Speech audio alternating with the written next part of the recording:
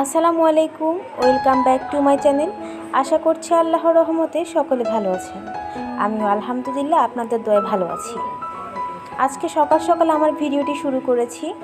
আজকে আমরা আমাদের একটা ফাউন্ডেশন আছে, তো ওই ফাউন্ডেশনের বাচ্চাদেরকে আজকে আমরা খাওয়াবো বলতে তাদেরকে আজকে আমরা ফল খাওয়াবো। কারণ দেখা যাচ্ছে তাদেরকে অনেকেই অনেক রকম খাবার দাবার দেয়, কিন্তু তাদের পুষ্টির দিক নিয়ে এটা চিন্তা করে আজকে আমরা তাদেরকে ফল খাওয়াবো। তাই আজকে সকাল সকাল আমার এই ব্লগটি নিয়ে আপনাদের সাথে হাজির হয়েছি। জানি না আমার ভিডিওগুলো আপনাদের কাছে কেমন লাগে। যদি আমার ভিডিওগুলো আপনাদের কাছে বিন্দুমাত্র ভালো লেগে থাকে তাহলে কাইন্ডলি আমার চ্যানেলটি সাবস্ক্রাইব করবেন। আর যারা আগে সাবস্ক্রাইব করেছেন তাদেরকে অসংখ্য ধন্যবাদ। আর আমার ভিডিওগুলো যদি সত্যিই আপনাদের কোনো উপকারে আসে, কিংবা যদি আমার ভিডিওগুলো দেখে আপনারা কোনো ব্যাপারে কোনো অনুপ্রাণিত হন, তাহলে আশা করি যে আপনারা আমার ভিডিওতে একটি লাইক দিবেন। আর যদি শেয়ার করার মতো হয় তাহলে আপনাদের ফ্যামিলি অ্যান্ড ফ্রেন্ডসদের সাথে আমার ভিডিওটি শেয়ার করবেন। আপনাদের একটি লাইক আমাকে নতুন ভিডিও তৈরি করতে অনুপ্রেরণা যোগাবে। আসলে আমাদের কাছে এই জিনিসটাই অনেক কিছু, আপনাদের একটি লাইক, একটি শেয়ার, একটি কমেন্ট। আর আমার ভিডিওগুলো আপনাদের কাছে কেমন লাগে, বা যদি কোনো কিছু সংযোজন বা বিয়োজন করতে হয় তা অবশ্যই আমাকে কমেন্টে জানাতে পারেন। আমি অবশ্যই সেটার দিকে খেয়াল করব। এইবারের প্রজেক্টটি হচ্ছে আমাদের ফাউন্ডেশনের সেকেন্ড প্রজেক্ট। আমাদের প্রথম প্রজেক্টটি করা হয়েছিল 2রা মার্চ, আর এরপর মাঝখানে আমাদের কোনো প্রজেক্ট করা হয়নি। যেহেতু আমরা সকল মেম্বারই হচ্ছে স্টুডেন্ট, আমরা আমাদের নিজেদের টাকায় যতটুকু পারি চেষ্টা করি যে পথ শিশুদের পাশে দাঁড়ানোর জন্য তাদের সুবিধা অসুবিধাগুলো একটু জেনে যতটুকু পারি নিজেদের মতো করে সাহায্য করা। আর একটা আনন্দের বিষয় হচ্ছে যে আমাদের এইবারের প্রজেক্টে, অর্থাৎ আমাদের সেকেন্ড প্রজেক্টে কেউ আমাদের জন্য সাহায্য পাঠিয়েছেন। হয়তো বা তারা আমাদের পেজ থেকে যে আমাদের এই কাজগুলো দেখে তারা অনুপ্রাণিত হয়েছেন। আলহামদুলিল্লাহ, তাদেরকে অনেক অনেক অনেক বেশি ধন্যবাদ যারা আমাদেরকে সহায়তা করেছেন, বাচ্চাগুলোদের পাশে দাঁড়িয়েছেন। এবার প্রজেক্টের নিয়ম অনুযায়ী আমরা বাচ্চাদের জন্য সবাই ফল কিনে নিয়েছি। আমরা বাচ্চাদের জন্য আপেল, কমলা, বড়ই, তারপর হচ্ছে আঙুর, কলা, এই ফলগুলো নিয়েছি। আমরা যতটুকু পেরেছি সাধ্যের মধ্যে চেষ্টা করেছি এই আর কি। তো ফ্রেন্ড মিলে আমরা এখন বক্সে করে ফলগুলো নিয়ে নিচ্ছি। মাঝখানেতে পিচ্ছি চলে এসেছিলো, সে বললো যে তাকে কিছু বড়ই দেওয়ার জন্য, তা আমার ফ্রেন্ডটা তাকে কিছু বড়ই দিয়েছে। তো এই হচ্ছে আমাদের সেই বক্সগুলো। এরপর আমরা সেগুলোকে ভালো করে র্যাপ করে নিচ্ছি। আমি জানি না আমার আজকের এই ভিডিও দেখে কার কি মন্তব্য হতে পারে, তবে আমি অনেস্টলি বলছি আমার এই ভিডিওটি করার একমাত্র উদ্দেশ্যই হচ্ছে যাতে আমাদের দেখাদেখি করে অনেকেই পথে শিশুদেরকে সহায়তা করতে এগিয়ে আসে, এই এতটুকুই। কারণ তারা হচ্ছে যে অনেক বেশি সুবিধা বঞ্চিত, তাদের কোনো থাকার জায়গা নেই, তারা পড়াশোনা করতে পারছে না, তাদের কোনো ভালো খাবার পাচ্ছেন না, পুষ্টি তো একদম দূরের কথা। তো আমাদের এবার প্রজেক্টের গন্তব্য ছিল চন্দ্রিমা উদ্যান। আমরা সেই কথা মতো চন্দ্রিমা উদ্যানে চলে গিয়েছি সকালবেলায়, খাবার দাবার সব প্যাক করে। তো সেইখানে আমরা যে ছোটো ছোটো বাচ্চাগুলো আছে তাদেরকে খাবার দিচ্ছি, আর এটা দেখে তাদের মায়েরা অনেক বেশি খুশি হচ্ছে। আর বাচ্চাগুলো যে এতটা মায়াবী বলে বোঝানো যাবে না, অনেক বেশি মায়া লাগে তাদেরকে দেখলে। তো আমরা যখন খাবার প্যাকেটগুলো হাতে তুলে দিচ্ছিলাম তারা অনেক বেশি খুশি হয়ে যাচ্ছিল। এই যে ছোটো বাচ্চাটি দৌড়িয়ে আসছে সেটি আমাদের হাতে খাবার প্যাকেট দেখে দৌড়ে আসছে। আর আমাদের ফার্স্ট যে প্রজেক্টটা ছিল 2রা মার্চ, সেই প্রজেক্টে বাচ্চাগুলো ছিল, যার কারণে তারা আমাদেরকে মোটামুটি চিনে। আর তার কারণে তারা অনেক বেশি খুশি আমাদেরকে দেখে। খাবার প্যাকেটগুলো পাওয়ার পর যে তাদের যে চোখে মুখের যে আনন্দ, সেটা কিন্তু বুঝিয়ে দিয়েছে যে আলহামদুলিল্লাহ আমরা সার্থক, আমরা আমাদের কাজে অনেক বেশি পরিপূর্ণতা পেয়েছি। আমাদের সব কিছু হচ্ছে শুধুমাত্র এই হাসিটুকুর জন্যে, যাতে তারা একটু ভালো থাকে, একটু খুশি হয় আমাদের কাজগুলো নিয়ে। আমরা যখন বাচ্চাদেরকে খাবার দিচ্ছিলাম তখন একটি ছোট্ট মেয়ে দৌড়ে এসে আমাকে এসে বলছে, আপু আপনাকে তো আমি চিনি। আমি তখন তাকে জিজ্ঞেস করলাম, আমাকে তুমি কিভাবে চিনো? বলল যে ওই যে গতবার আপনারা আমাদেরকে খাবার দিয়েছেন ওইভাবে চিনি। আমার কাছে অনেক বেশি ভালো লেগেছে। কিছুক্ষণ পর মেয়েটা আমাকে অবাক করে দিয়ে একটি গোলাপ ফুল দিল। গোলাপ ফুলটি দিয়ে বললো যে আপু এটা আপনার জন্যে। আমি বললাম যে আচ্ছা এটার দাম তোমাকে আমি দিয়ে দিচ্ছি।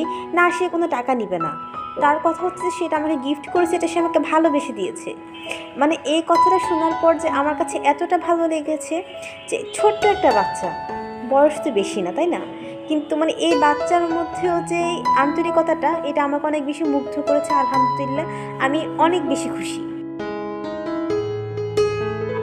চন্ডিমা উদ্যানের কাজ শেষ করে বাসায় চলে এসেছি। বাসায় এসে ফ্রেশ হয়ে নামাজ পড়ে তারপর খেয়ে তারপর আবার একটু রেস্ট নিয়েছি। আর মাগরিবের পর আমি কিচেনে চলে এসেছি। আজকে আমার ছোটো বোনেরা বলেছে ডিনারে তারা ফ্রাইড রাইস খাবে, তাই আমি ফ্রাইড রাইস রান্না করতে চলে এসেছি। তারা পার্সোনালি আমার হাতের এই ফ্রাইড রাইসটা অনেক বেশি পছন্দ করে।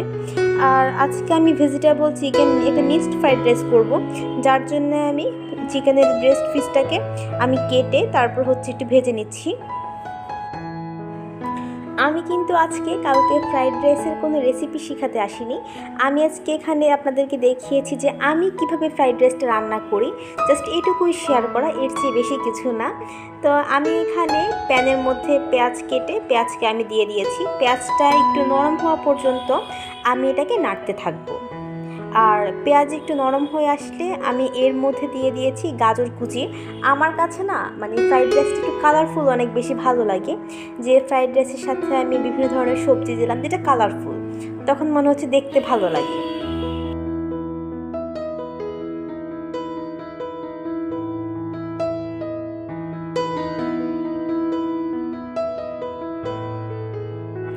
এরপর গাজর কুচির সাথে আমি স্বাদ মতো লবণ দিয়ে দিয়েছি। আর এরপর দিয়ে দিচ্ছি যে পেঁয়াজ পাতা আর বাঁধাকপি কুচি। আমার কাছে এই দুইটা সবজি অনেক বেশি প্রিয়, মানে শীতকাল আসলে এই দুটো সবজি আমি অনেক বেশি পরিমাণে খাই, মানে অনেক ভালো লাগে এক কথায়। আর ফ্রাইড রাইসের সাথে এটা তো হচ্ছে তুলনাবিহীন।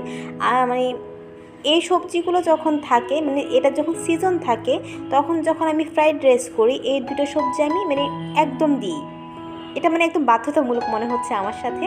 এরপর দিয়ে দিয়েছি কাঁচামরিচ কুচি। আর এখানে একটি বাটিতে আমি 2 চা চামচ সয়া সস, 2 চা চামচ টমেটো সস আর একটু টেস্টিং সল্ট নিয়ে জাস্ট একটা মিক্সড পেস্ট করে নিয়েছি, এটা আমি করি।